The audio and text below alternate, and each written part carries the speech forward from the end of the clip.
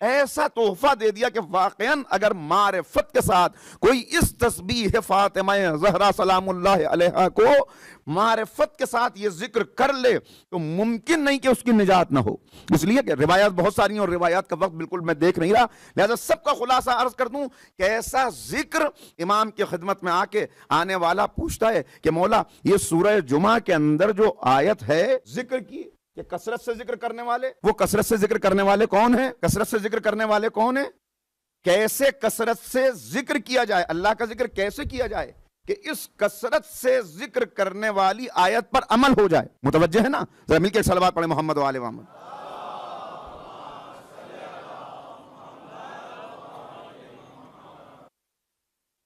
کیسے اس پہ عمل ہو جائے، اللہ کا کس انداز سے ذکر کریں؟ امام نے فرمایا جو ہماری جد ماجدہ کے ذریعے پہنچائی گئی تسبیح فاطمہ زہرا کو پڑھ لے تو گویا اس نے کثرت سے ذکر کیا. اللہ اس کا شمار کثرت سے ذکر کرنے والوں میں کر لے گا. کثرت سے ذکر کرنے والے کس انداز سے تذکرہ کیا جائے؟ وہاں جو آداب بتائے گئے کا بہتر یہ ہے کہ جیسے ہی نماز تمام ہو تو نماز جس حالت میں تشہد ادا کیا ہے، جس حالت میں تشہد پڑھا ہے، اب پہلو بدلنے سے پہلے اگر اس تسبیح کو پڑھ لو تو تسبیح مکمل ہوتے ہوتے تمہارے بھی سارے گناہ بخش دیے جائیں گے، تمہارے والدین کے بھی سارے گناہ بخش دیے جائیں گے. یہ اضافی فائدہ ہے. دیکھیں تسبیح کا فائدہ تو اپنی جگہ پہ ہے، اگر پہلو بدل بھی لیا اور اس کے بعد بھی تسبیح پڑھی تو تسبیح کا فائدہ تو اپنی جگہ پہ ملے گا، وہ ثواب تو اپنی جگہ پہ ملے گا، لیکن اضافی ثواب یہ ہے کہ اگر پہلو بدلنے سے پہلے پڑھ لو تو یہ تمہاری نجات کی ضمانت بن جائے گا.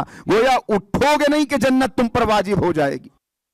یہ تسبیح، یہ تحفہ، ایسا تحفہ مل جائے کسی کا یہ تتمہ نماز ہے. معصوم فرماتے ہیں اگر تمہاری نماز میں کوئی کمی رہ گئی، اور واقعاً ہماری نماز کیسی نماز ہے، ہماری نماز کیسی نماز، ٹوٹی پھوٹی نماز جیسی پڑھ رہے ہیں، بس اس امید کے ساتھ پڑھتے رہیں کہ پالنے والے جو نماز پڑھنے کا حق ہے ویسی تو ہم نہیں پڑھ سکتے، لیکن نماز پڑھنے کے بعد تیری کنیز خاص کے دیے ہوئے تحفے کے مطابق یہ ذکر کر کے تجھ سے دعا کرتے ہیں کہ ہماری اس نماز کو قبول کر لے.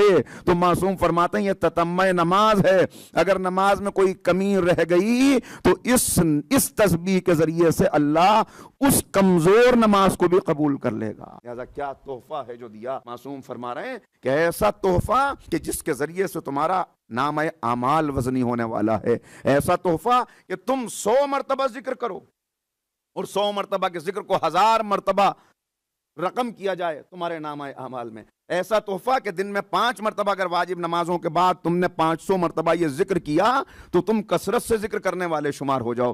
ایسا تحفہ کیا جناب ہارون مکی سے امام معصوم فرما رہے ہیں، وہی ہارون مکی جن کو تندور میں جانے کا حکم دیا تھا کہ ہم جس طرح، اے ہارون، ہم جس طرح اپنے بچوں کو نماز کی تاکید کرتے ہیں، جیسے نماز کا حکم دیتے ہیں، ویسے ہی تسبیح جناب فاطمہ زہرا پڑھنے کا حکم دیتے ہیں.